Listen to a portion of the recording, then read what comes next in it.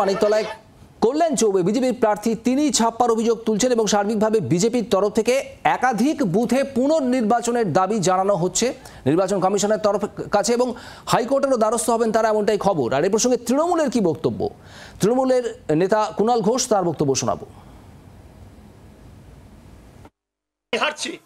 আমি হারছি কারণ এই ভোট মানুষের ভোটে নয়। যদি জয় পরাজয় মানুষের ভোটে হতো তাহলে বহিরাগতকে এই বিধানসভায় মস্তান নিয়ে থাকতে হতো না।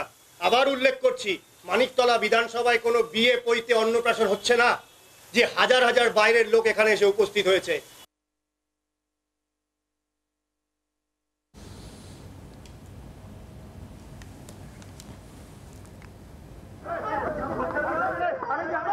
দেখুন, এর আগে আমরা এক বিজেপির অন্য জেলার সাংসদে দেখেছিলাম ভেতর থেকে কাঁচ ভেঙেছেন, সেই ভিডিওটা বেরিয়ে এসেছিল।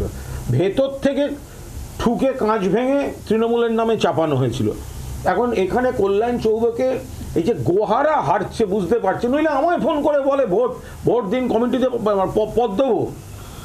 ভোট হারছে বুঝতে পেরে এইসব ছুতো তৈরির নাটক হচ্ছে, গাড়ির কাঁচ ভাঙা, অমুক ভাঙা। তো ও যে মানুষ এখানে ভোটের পর 21 সাল থেকে দেখা যায়নি, যে মানিকতলার মানুষের উপর আস্থা না রাখতে পেরে বিধায়কহীনভাবে ভোট আটকে রেখেছিল, সুপ্রিম কোর্টে ধ্যাটানি খেয়ে কোর্ট থেকে পালিয়ে এসেছে, তো মানুষ তাকে দেখলে রাখবে না?